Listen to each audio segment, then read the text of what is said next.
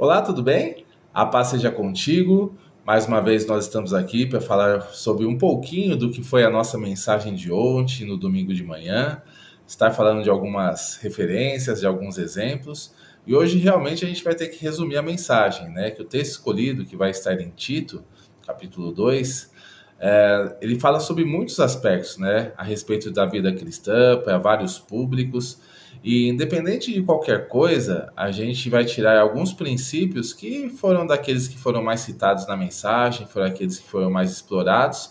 E também, independente dos públicos, a gente sabe que serve para todos, né? Que os princípios da vida cristã, os princípios do propósito de Deus, eles servem para todas as nossas vidas e são úteis para que nós possamos aí ter um evangelho de bênção e vivermos debaixo dessa bênção e debaixo das promessas de Deus. Então vamos lá.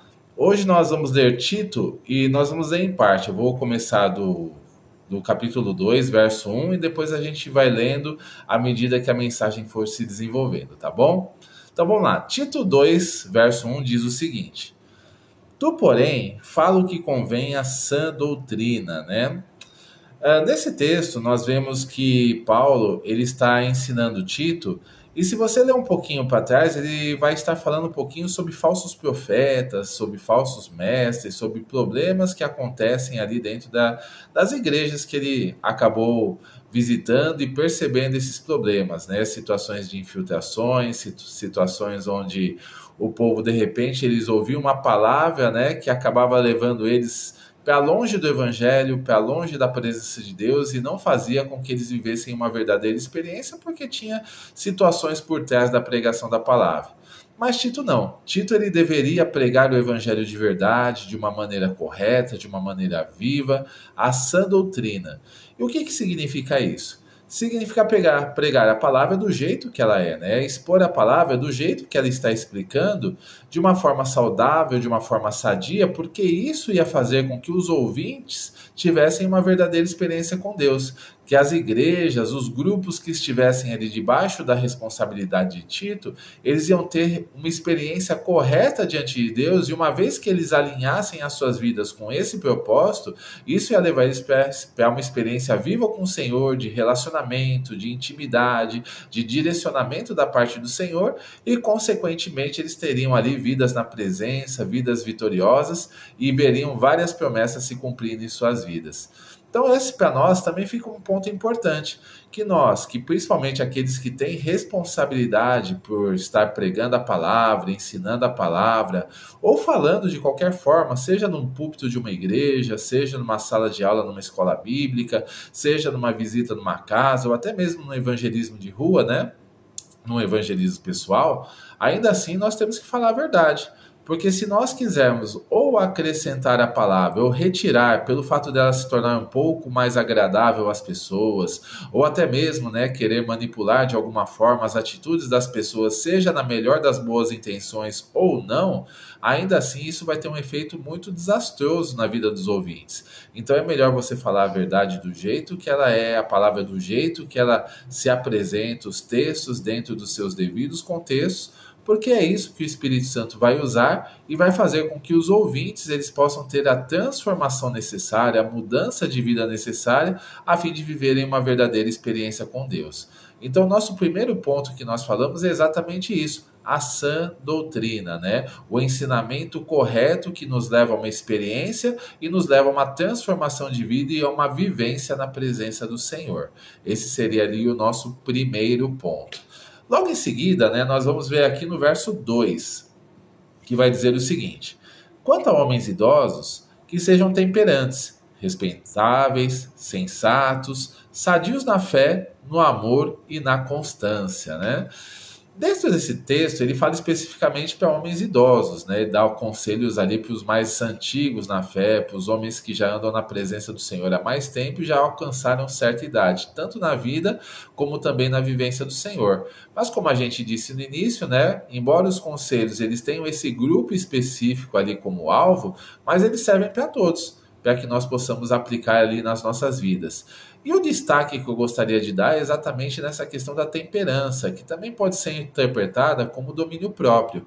A gente sabe que dentro das nossas vidas nós vamos passar por diversas situações, algumas boas, alegres, felizes, que vão nos impulsionar e nos motivar a permanecer firmes na presença do Senhor, tendo atitudes corretas, mas talvez a gente tenha situações de confronto, tenha situações de afronta, tenha situações de conflitos, e essas coisas, se nós não tivermos a questão do domínio próprio, a gente pode responder de maneiras inadequadas a essas situações que nos confrontam, que nos desafiam a termos uma atitude correta diante de Deus, em primeiro lugar, e também diante dos homens. Às vezes nós podemos enfiar os pés pelas mãos, ser forçados a tomar decisões que vão afetar o restante das nossas vidas e talvez ter um impacto até mesmo nas pessoas que andam conosco, que estão aliançadas conosco, que estão ao nosso redor. Então nós precisamos pensar muito bem antes de falar e agir e antes de tomar qualquer decisão ali que possa prejudicar as nossas vidas. E para isso o Senhor nos concede domínio próprio. E dentro da mensagem nós até falamos um pouquinho, né, da diferença entre o autocontrole e o domínio próprio. O autocontrole é quando eu mesmo tento me controlar pelas minhas próprias forças. Então eu tento fazer algum tipo de meditação, tento me segurar para não falar aquilo que eu estou desejando falar naquele momento, que às vezes pode ser motivado pela ira, motivado por sentimentos contrários. Estou ali tentando de alguma forma vencer a minha natureza, especialmente algumas pessoas que são mais irancudas, vamos colocar assim, né, mais iradas, que são mais enérgicas, né, são mais coléricas, e algumas vezes é um pouco difícil de controlar, mas não é isso que o Senhor está requerendo de nós, não é esse autocontrole, nós queremos controlar a nós mesmos, porque muitas vezes talvez a gente até se controle em uma determinada situação, mas aquilo vai se acumulando dentro de nós, vai se acumulando no nosso coração, vai se acumulando na nossa vida e nos transforma numa espécie de bomba relógio.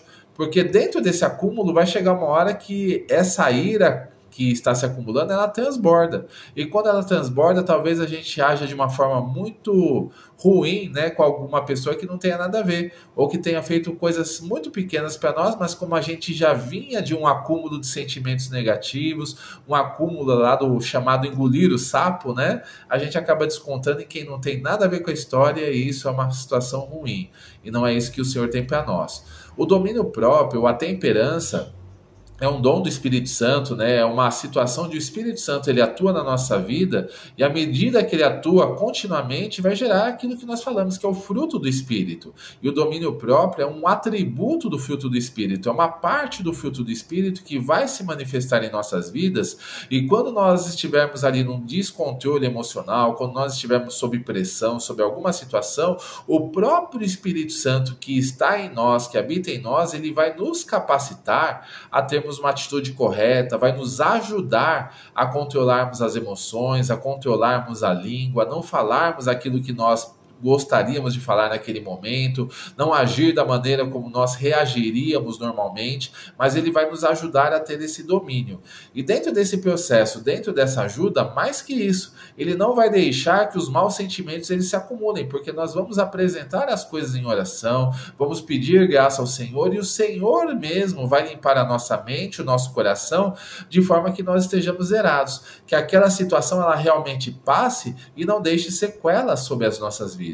Então esse é um ponto importante que nós devemos nos atentar. Não somos nós que dominamos a nós mesmos, mas sim mediante a ajuda do Espírito Santo, mediante a sua força, mediante o seu poder, ele vai nos dar graça para que nós realmente possamos caminhar na presença dele, tendo uma atitude correta, tendo uma ação correta, para que realmente a gente expresse a transformação que Jesus faz em nossas vidas mediante essa atuação. Então esse é um ponto importante, né? Nós sabemos que isso precisa brotar em nossas vidas. E para brotar precisa semear, precisa alimentar, precisa realmente regar. E isso vem daquilo que nós sempre falamos, devocional. Momentos contínuos de oração, desenvolvimento de relacionamento com Deus, leitura contínua da palavra para que nós possamos aprender a verdade e permanecer na verdade, aplicar a verdade sobre as nossas vidas nos bons e nos maus momentos. E aí sim, quando nós estivermos fazendo essas coisas, significa que nós crescemos na fé, que nós estamos alcançando a maturidade e deixamos de ser meninos, levados de um lado para o outro, deixando de ser levados por todo o vento de doutrina, toda a situação contrária, tudo que acontece de errado a gente reage da maneira como o vento nos leva. E não é assim que o Senhor deseja que nós hajamos, que nós possamos realmente buscar ao Senhor e buscar a transformação que Ele tem para nós. Como a gente sempre fala, a transformação é de dentro para fora, e é uma obra do Senhor que atua diretamente sobre as nossas vidas. Então esse é um ponto aí para a gente estar meditando. Mais um ponto ali que a gente fala ali, quantas mulheres idosas, semelhantemente, sejam sérias em seu proceder, não caluniadoras, não escravizadas a muito vinho, sejam mestras do bem, a fim de instruírem as mais novas, as jovens recém-casadas, a amarem o marido e a seus filhos, e a serem sensatas, honestas, boas donas de casa, bondosas, sujeitas ao marido, para que a palavra de Deus não seja difamada. Olha só que bênção, né? Então as mulheres idosas também tinham as suas situações e, como eu disse, isso também reflete por toda a igreja. Nós podemos tirar princípios muito importantes. E eu gostaria de destacar dentro dessas várias orientações a situação das mais idosas ensinarem as mais jovens a terem uma vida cristã correta, uma vida cristã sadia, estarem na presença do Senhor. E dentro desse processo é isso que realmente deve acontecer em toda a igreja, né? O mais antigo, o mais experiente, ajuda os mais novos, aqueles que estão começando, aqueles que ainda estão passando pelo processo de transformação, e especialmente nas fases mais básicas, né? Para que eles possam crescer na fé, para que eles possam ter uma atitude correta, para que eles possam ser aconselhados nas coisas espirituais, na questão da busca a Deus, na questão de realmente desenvolver um caráter, desenvolver relacionamento, ter realmente autoridade espiritual sobre a sua vida, mas também nas coisas do dia a dia, como se relacionar com as pessoas, como se relacionar no trabalho, como ser um crente melhor, como estar dando exemplo e ser referência para aqueles que estão ao nosso redor, como é que nós lidamos com a família, com a nossa casa. O Senhor tem resposta para tudo através da sua palavra. E muitas vezes os mais experientes já passaram pelos caminhos das pedras, já enfrentaram muitas lutas, muitas dificuldades, às vezes, né, pegaram caminhos tortuosos e precisaram ali de uma atuação do Senhor para transformar e trabalhar a vida deles. E toda essa experiência, toda essa vivência com o Senhor de transformação e ver aquilo que realmente dá certo e aquilo que não dá, é muito bom passar para gerações que estão chegando, para que elas possam, de repente, pegar alguns atalhos, né? Não passar pelas coisas que nós já passamos ao longo da vida, e eles aprenderem através dos nossos exemplos, né? Através dos nossos erros, através das coisas que o Senhor já trabalhou em nós, para que eles possam, de repente, facilitar o caminho deles e acelerar esse processo, a fim de que eles cheguem à maturidade mais rápido. Então é muito importante a gente realmente estar cuidando, transmitir experiência, transmitir o bom conselho, ensinar a palavra e ensinar, testemunhando aquilo que o Senhor fez nas nossas vidas, compartilhando até mesmo os nossos erros, as nossas falhas, as coisas que nós já fizemos de errado e como o Senhor teve misericórdia e fez com que a gente crescesse espiritualmente, vencesse esses erros, essas falhas, essas situações que nós enfrentamos e agora como nós conseguimos andar em vitória na presença do Senhor. Então esse é um processo também muito importante, né? A questão do discipulado, de estar ali ensinando na prática a vida cristã para aqueles que estão começando ou são menos experientes na fé. Então esse é um ponto importante. Outro ponto a gente vê ali no verso 6. Quanto aos moços, de igual modo, exorta-os para que em todas as coisas sejam criteriosos, né? Aqui tem um conselho muito bom para os jovens. Então a gente vê que os jovens, eles têm muita energia, né? Tem muita força de realização, tem muitos sonhos, muitos planos, tem ousadia na vida deles e eles vão para cima e realizam muitas coisas, né? Tanto para o bem quanto para o mal. porque eles têm realmente esse poder de realização, essa força, né? Esse vigor para ir para cima dos desafios enfrentados e vencê-los. Então existem essas coisas. Mas o jovem que anda na presença de Deus, ele precisa saber que ele precisa tomar decisões. E às vezes dentro dessas escolhas, como diz a palavra agora há pouco, como disse a palavra agora há pouco, é necessário de critério, é necessário análise, é necessário realmente analisar as consequências, pedir ao Senhor discernimento, pedir ao Senhor para ver se os caminhos que ele está querendo tomar, se as coisas que ele está desejando fazer, ou as pessoas que o jovem está querendo se relacionar, realmente são coisas boas para a vida dele, que vão trazer consequências boas, porque eles têm toda uma vida pela frente, né? E tem muitas coisas para viver na presença do Senhor. Mas às vezes um erro, uma má escolha, uma situação pode colocar tudo a perder, pode fazer com que vários anos e talvez os melhores anos ali do vigor físico da juventude sejam perdidos por conta de más escolhas. Então é necessário critério, né? É necessário busca ao Senhor, todas as coisas que for fazer, buscar o Senhor realmente. Senhor, essa é a sua vontade para minha vida, estou querendo fazer isso, Senhor. O Senhor aprova, o Senhor me abençoa, o Senhor está comigo nessa jornada. E às vezes nós vamos ouvir alguns nãos. Vamos ouvir alguns nãos com relação ao desenvolvimento de carreira, vamos ouvir alguns nãos com relação a alguns estudos, vamos ouvir alguns nãos com relação a relacionamento com pessoas, vamos ouvir até mesmo alguns nãos com relação ao ministério. E esses nãos vão ser muito importantes porque vão ser livramento de coisas que o Senhor está vendo, o Senhor que conhece o futuro, ele está vendo que nós vamos passar e ele está tentando evitar.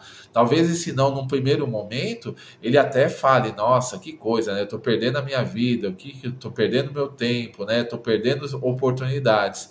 Mas as oportunidades que vêm de Deus, elas vêm direcionadas, elas acontecem no tempo certo e nós vamos ter a plena certeza que aquilo vem realmente de Deus. E quando nós seguimos pela orientação do Senhor, seguimos segundo a vontade, segundo os princípios da sua palavra, nós vamos viver e desfrutar da sua boa, perfeita e agradável vontade em todas as áreas da nossa vida. Então a gente percebe mais uma vez que esse conselho é um conselho para o jovem, mas isso vai valer durante todas as etapas da nossa vida, ou seja, é na nossa juventude, mas depois é na maturidade, é quando nós estivermos casados, com filhos, quando nós formos mais idosos, sempre a gente vai precisar da orientação do Senhor, da bênção do Senhor, da capacitação do Senhor para realmente termos uma vida vivendo uma vida vitoriosa, uma vida direcionada no sobrenatural e realmente realizando muitas coisas para, primeiramente, que o nome do Senhor seja glorificado e também para que o propósito dele seja cumprido em nossas vidas. Então esse é um ponto aí importante e fundamental. E para nós finalizarmos, a gente vai falar um pouquinho também do verso 7 e verso 8, que diz o seguinte: torna-te pessoalmente padrão de boas obras. No ensino, mostra integridade, reverência, linguagem sadia e irrepreensível, para que o adversário seja envergonhado, não tendo indignidade nenhuma que dizer a nosso respeito. Então, dentro desse processo, tem uma palavra também para líderes, né? Para pastores, para líderes de grupo e departamento, para líderes, às vezes, de situações seculares, né? Empresas, empregos, donos de empresa, etc. Para líderes de famílias, de casas, né? Então, a gente percebe que quando nós temos pessoas que realmente nos enxergam como uma liderança, como uma autoridade sobre a vida delas, precisamos ser exemplo. Precisamos ser referência. E isso a gente precisa vigiar e orar para tomar atitudes corretas, para viver na dependência de Deus, para mesmo demonstrando fraqueza, a gente saber que a nossa força vem do Senhor, saber que o tesouro ele é colocado em vasos de barro, e às vezes a gente fica bravo, às vezes a gente fica triste, às vezes a gente fica desanimado, mas o Senhor é a nossa força, a alegria dele é a nossa força, e certamente nesses momentos, na nossa dependência, a gente vai buscar ao Senhor para fazer o melhor, para influenciar positivamente as pessoas que caminham conosco, incentivá-las, motivá-las, ajudá-las a caminhar em espírito e em verdade na presença do Senhor, a fim de que elas mesmas cresçam espiritualmente e depois repliquem o processo. Vai chegar um momento, né, que nós vamos sair de cena e uma nova geração ela vai estar assumindo. E essa nova geração tem que ser uma geração forte, tem que ser uma geração bem consolidada na presença do Senhor, através de tudo aquilo que nós fizemos, para que a gente possa montar essa base, para que eles possam construir algo poderoso e eles mesmos ensinarem as gerações futuras que ainda vão chegar ainda na presença do Senhor. Então, a igreja é isso. A igreja, muitas vezes, é essa transformação, é essa mudança. Nós vivemos, sim, no sobrenatural, amamos o sobrenatural, né? Os dons se manifestando, as curas, as libertações, mas a vida cristã também é muito importante. Nós precisamos ter uma vida reta, uma vida digna diante do Senhor, no natural, tanto dentro quanto fora da igreja, a fim de que o nome do Senhor seja glorificado em tudo e em todas as coisas. Amém, gente? Então essa foi a nossa palavra para esse dia, que o Senhor realmente possa estar abençoando as nossas vidas, que nós meditemos nessas coisas e que o Senhor nos capacite a vivê-las em espírito e em verdade, para que o nome dele seja glorificado e também para que o propósito dele se cumpra em nossas vidas, como eu disse agora há pouco, tá bom? Que Deus abençoe, fica na paz, tenha aí um excelente dia em nome de Jesus.